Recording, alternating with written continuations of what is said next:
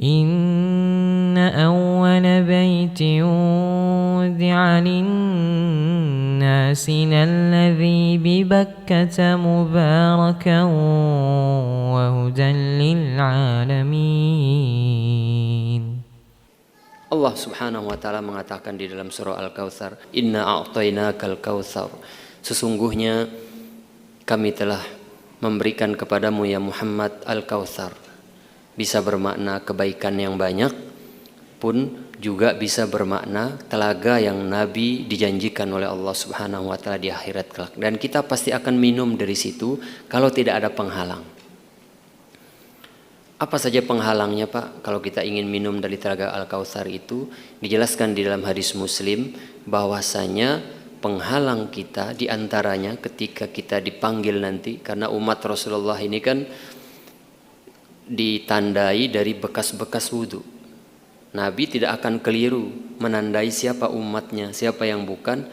Allah sudah memberikan kemudahan karena orang-orang beriman itu akan nampak dari bekas-bekas wudhunya. Maka Nabi dengan mudah memanggil siapa umatnya ke telaga beliau. Salah satunya yang menghalangi manusia dari meminum dari telaga Al-Kautsar tersebut, meski dia umat Nabi, yaitu dia mengada-adakan perkara agama yang tidak berdasarkan contoh Nabi. Nabi mengatakan ketika dihalau, ummati, dia itu yang kalian halau dari telagaku itu adalah umatku. Maka Nabi pun diberikan kemuliaan dengan telaga Al-Kautsar, fasolli li rabbika wanhar, maka solatlah kalian untuk Tuhanmu dan berkurbanlah. Nanti kita bahas secara ringkas apa perkataan para ulama kita tentang ayat-ayat yang seperti tadi, karena ada ayat-ayat yang semisal dengan itu nanti yang lebih jelas mempersembahkan kepada Allah subhanahu wa ta'ala tentang ibadah berkurban ini. Sebelum itu, ma'asyiral muslimin rahimani wa rahimakumullah, untuk sebagai bentuk tambahan wawasan kita. Dulu di zaman Rasulullah, bahkan sebelum Islam itu datang, masyarakat terdahulu sudah menggunakan tradisi menyembelih ini untuk para tuhan-tuhan mereka. Atau tidak usah jauh-jauh di zaman dulu lah. Dulu pernah terjadi, kalau nggak salah di Nepal, itu dekat dengan pegunungan yang paling tinggi itu. Sebelum terjadi gempa yang sangat dahsyat dulu itu, sekitar 6 bulan sebelum itu, mereka mengadakan pembantaian kerbau dengan cara yang tidak layak. Dibantai, kemudian dagingnya dibiarkan. Ini tradisi tahunan mereka yang pada saat itu telah dilarang oleh orang-orang penting di negeri itu. Karena notabene mereka bukan negara yang mayoritas muslim. Apa yang terjadi setelah itu? Allah subhanahu wa ta'ala utus musibah yang besar untuk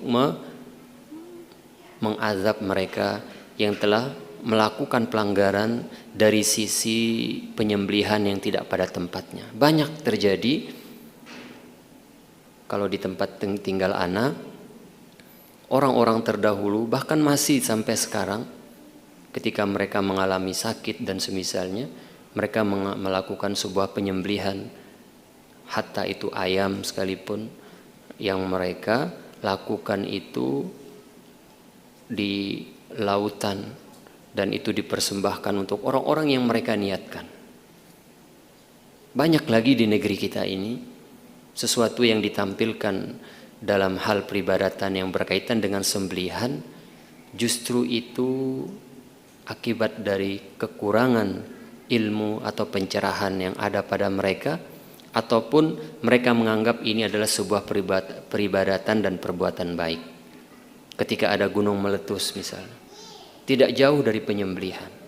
Ketika ada musibah, ketika mereka mengharap istilahnya panennya berbuah dengan buah yang lebat misalnya, atau seorang nelayan di sebuah perkampungan, mereka menginginkan tangkapan yang berlimpah ruah, tidak akan jauh dari ibadah yang namanya sembelihan ini. Dari itu ma'asyiral muslimin rahimani wa rahimakumullah, kita perlu mempelajari, setidaknya ini sesuatu yang kita tidak boleh jahil terhadapnya. Kita tidak boleh awam terhadap permasalahan-permasalahan yang berkaitan langsung dengan hak Allah terhadap kita. Kalau pian nggak bisa bikin pesawat, wajar saja. Ya nggak perlu banyak-banyak orang ahli bikin pesawat, nggak bisa bikin mobil, nggak bisa bikin handphone, nggak apa-apa.